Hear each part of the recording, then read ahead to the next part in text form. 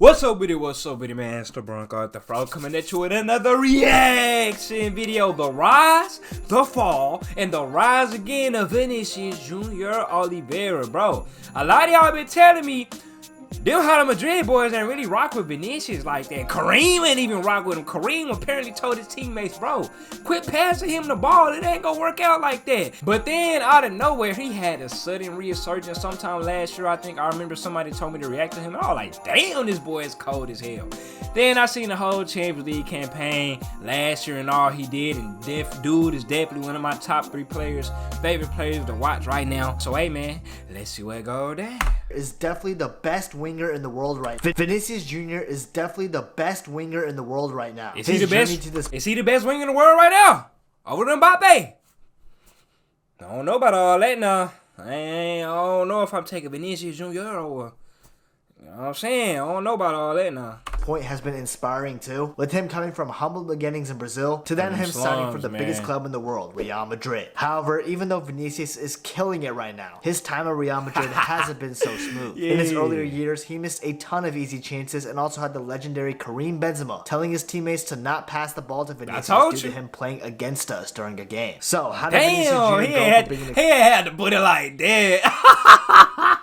He say don't pass the ball because he playing against us. He's playing for the other team. Other team done slid him a bag. Kareem he ain't had to go that far. Exciting Brazilian prospect to a player his Real Madrid teammates didn't want to play with to then becoming the best winger in the world right now. Well, let's take a look at the rise, fall, and rise again of Vinicius Jr.'s career. Vinicius was born and raised in the poor section of São Gonçalo, an area in Rio de Janeiro. Man. He and his family basically had nothing, with his father and grandfather not even having a job. However, his family quickly realized that Vinicius had a God-gifted talent in football, and he joined one of the biggest clubs in Brazil, Flamengo, at just 10 years old. Even when he was a kid, he stood out with his joyful playing style. Vinicius Jr.'s talent then helped him ascend quickly through the youth ranks in the Flamengo Academy, and then in 2017, during the prestigious Brazilian youth tournament called Copa Sao Paulo, everything changed. The Copa Sao Paulo tournament is usually for players that are 19 years old, and a lot of top Brazilian talent played in this competition before, like Casemiro, Lucas Moura, Gabriel Jesus, and of course, Neymar Jr. Here's the thing though, Vinicius played at this tournament at just 16 years old, meaning he was playing against players that were 3 years older than him. However, Vinicius still stole the show and lit up the tournament, scoring. And then,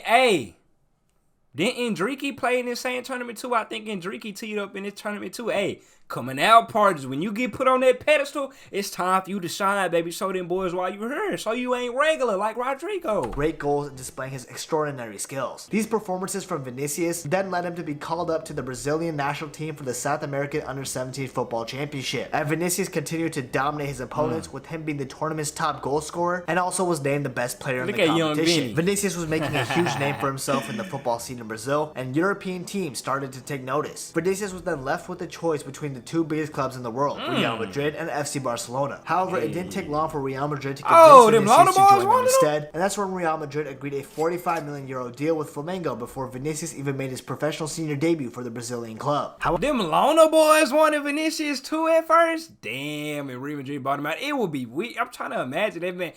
Vinicius on one side, then Bailey on the other. Oh, they'll be nasty. That's a nasty combo right there. However, due to the fact that Vinicius was younger than 18 and had no way of getting a European passport, he had to stay with Flamengo until he was old enough in July 2018. Until then, he played for the Flamengo senior team and continued to show why Real Madrid splashed the cash on a young Brazilian star like him. In his first senior season with Flamengo, he only managed to get 4 goals and 1 assist in 32 games. Remember, Vinicius is still very young and arguably playing for the best club in Brazil, so he isn't going to kill it right away. In the following 17-18 season for Vinicius, his stats improved, with him getting 6 goals and 3 assists in 17 games. He also scored a couple of goals in Copa Libertadores, which is basically the Champions League in South America. So it's a super prestigious and historic tournament. Then July 2018 came, and Vinicius completed the move to Real Madrid at the young age of 18 years old. He was supposed to be integrated into the Real Madrid squad pretty slowly, considering he was so young and raw. However, with Cristiano Ronaldo leaving for Juventus, Real Madrid were deprived of a left winger. Hence why Vinicius Jr. was then thrown into main team action and played a lot more than initially expected. And for his first season playing in a European league, he did pretty well. During this terrible season for Real Madrid, Vinicius was often seen as the bright spark of the team, and this was due to his amazing trickery and his insane dribbling skills. Even when Real Madrid were losing games, Vinicius was always seen as a player that could bring something to life during the match. He was so threatening down that left-hand side that a lot of coaches had to adjust their tactics just to find a way to contain Vinicius. He kind of had that Neymar aura about him when Ney was still at Barcelona. Now, although Vinicius was showcasing his amazing dribbling ability, his greatest flaw was revealed too, and that was the fact that Vinicius couldn't score goals if his life depended on it. His composure in front of goal was terrible, and he often missed chances that he could have buried. And although so this is why y'all say Rodrigo is a better finisher than Vinicius Jr. because of his finishing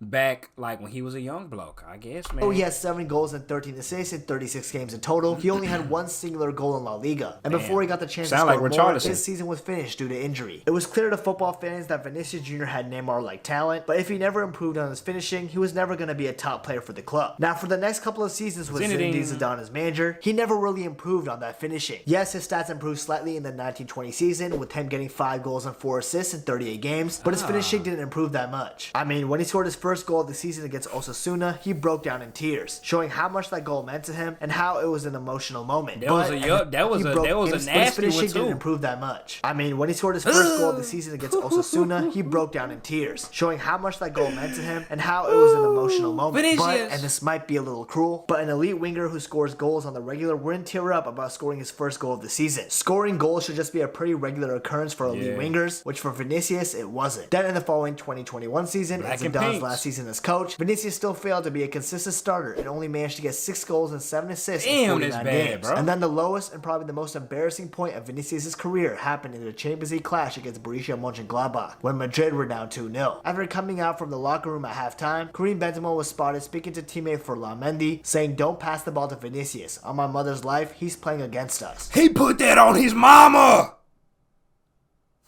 Despite this, Ferland Mendy saying, "Don't pass the ball to Vinicius. On my mother's life, he's playing against us." He put that on his mama a lot. See, you say something like that, bro, I wouldn't be able to forgive you. It don't matter if we old buddy now. In the back of my head, I'ma still remember, you told Mendy that on your mama's life, don't give me the ball because I'm playing against, so I wouldn't be able to forgive him after that, bro. We would have just forever been butting heads like that, bro. Despite this being embarrassing for Vinicius, the fans didn't really back him up. In fact, they agreed with Benzema, since it was extremely evident that Vinicius had almost zero end product and composure, and Real Madrid fans were clearly getting frustrated with that. Fans around the world always compared Vinicius to Neymar due to both having extreme talent in dribbling and having flair. However, one thing that everyone agreed with at the time was Vinicius could never be on Neymar's level, because unlike him, Vinny couldn't score goals. And although Vinicius still had iconic moments in the 2021 season, like scoring 2 goals against my beloved Liverpool to knock them out in the quarterfinals, overall, Vinicius still had a pretty stinky season. However, in the 21-22 campaign, everything changed for Vinicius Jr. and in a positive way. But real quick, before we talk about that, please remember to subscribe to my channel. I really appreciate it, and it means a lot. So thank you. Anyways, back to topic. Zinedine Zidane was no longer going to be the coach of Real Madrid, and instead it was Carlo Ancelotti, who was an ex-Real Madrid coach who had already won it all with the club. In the first game of the season against Alaves for the 21-22 season, Ancelotti decided to start his more experienced players and players he already knew, like Modric, Casemiro, Gareth Bale, Eden Hazard, etc. Vinicius was sadly stuck to the bench. However, when he came into the game, he scored a calm and composed finish against the Alaves side to comfortably beat them 4-1. A few eyebrows were raised from Real Madrid fans because Vinicius never had this composure in his locker before. However, maybe this was a once in a blue moon thing for Vinicius. He couldn't repeat this, right? Wrong. Because in the very next game against Levante, Vinicius came off the bench and scored a brace with some incredible finishes for the goal. And this helped secure a 3-3 draw. More importantly, this convinced Ancelotti to start Vinicius instead of Hazard, and Vinny has not looked back since. So that man, it sounded like to me it was a manager problem. You think it's a coincidence that as soon as Zinedine leave, he started teaming up under Ancelotti? I think not, man. And then he the reason Eden Hazard ain't getting no PT no more, man. Oh. Clearly, like Vinicius was putting in the work during preseason and summer break to improve his finishing, and now Vinny is reaping the benefits of his hard work. Vinicius also had iconic moments in this season as well. He scored his first hat-trick for Real Madrid in a 6-0 win over Levante towards the end of the season. He also obviously played an integral part in helping Real Madrid win La Liga. He outperformed his expected goals that season by 3.9 goals, with him getting 17 instead of the 13.1 that was expected of him. And overall in that season, Vinicius Jr. ended up getting 22 goals and 20 assists in 52 games, an amazing improvement from his previous previous seasons. In fact, Vini got more goals in the 21-22 season than the rest of his seasons at Real Madrid combined. More importantly though, Vinicius Jr. got one of the most important goals in Real Madrid history, with the Spanish club defeating my beloved Liverpool again in the Champions League final 1-0, with Vinicius scoring the ultimate goal. This helped Real Madrid win their 14th Champions League title and also helped edge Vinicius into Real Madrid history forever. Vinicius performed so well that Karim Benzema retracted his statement from the previous season, saying that what he said gave Vinicius motivation to I ain't trying to hear that. You ain't motivate me, Kareem. You ain't motivate me. You ain't do nothing but put shame on my name. Put dirt on my name. You ain't finna take credit on my good performance because you want to talk down and put it on your mama that I'm playing for the other team. Nah, bro. You gonna have to see me, Kareem. Look at this dude, bro. Prove his game, and now he's not the same player as he once was before. Vinicius took what Benzema said about him and used it as motivation instead of being butthurt about it. You gotta respect that. It also doesn't seem like the 21-22 season was a purple patch for Vinicius Jr. because he's having a similar output this season as well. At the time of me recording this, he already has 21 goals and 17 assists in 46 games, putting up similar numbers just like I said. He's helping Real Madrid try and go back-to-back in the Champions League, with him getting goals and assists in almost every single Champions League game so far. It ain't gonna happen. They ain't going back-to-back this year. Nope. Because them city boys got something to say. And he also scored 2 goals against my club Liverpool in the round of 16. Bro, Vinicius, chill out, bro. Chill. That's not it though, because Vinicius' assist in the UEFA Super Cup helped Real Madrid beat Frankfurt 2-0. He also played a part in Real Madrid winning the Club World Cup, with Vinicius scoring a brace in a 5-3 win over Al Hilal in the final, which helped them win the tournament's Best Player award. Vinicius has reached a level where instead of people criticizing him for not scoring goals, they're now starting to criticize him for dancing in the celebration. That's how you know you're becoming a menace on the pitch. Vinny received a ton of racist abuse for his dancing as well, especially from Atletico Madrid fans, but that won't stop him from dancing on. Vinny got that Brazilian swagger in him, bro. Obviously, he's gonna keep on dancing, and rightly so. Oh, and speaking about Brazil though, his performances for Real Madrid got him called up in the 26-man roster for the World Cup in Qatar, and he had a pretty impressive tournament despite Brazil disappointing as favorites. He got an assist in a crucial 2-0 win over Serbia in the stages, and also scored a goal and an assist against South Korea in the round of 16. Croatia then knocked Brazil out in the quarterfinals, but Vinicius had little to do with that. Overall, it was clear since day one that Vinicius Jr. had all the talent in the world to be one of the world's best. All that was needed was for him to improve his finishing, which he did at his most recent years at Real Madrid. He didn't stop believing in himself and continued to put in those extra hours of work, and through perseverance, he's truly become a superstar. Just finish it. Just tighten up your finishing like Vinicius did. Next year, I expect a great year from you, baby. We're talking about Kylian Mbappe this, Erling Haaland that, but I believe Vinicius should be in those conversations as well, because in my eyes, he definitely has the talent to win the Ballon d'Or in the future. Anyways, if you enjoyed this video, please remember to subscribe. I would really appreciate it. And if you want to learn more about another winger who's killing it this season, Bukayo Saka, you definitely to subscribe. Hey, go subscribe to this man Nabuto, man. The original video link will be in the description where you can subscribe to him. This was a great ass video. That man Vinicius Jr. I didn't know he was that bad when he first came on the scene. But hey, Darwin, take Vinicius' story, learn from it, come out next season hitting hard, learn how to goddamn finish, man. Hey, I'm out.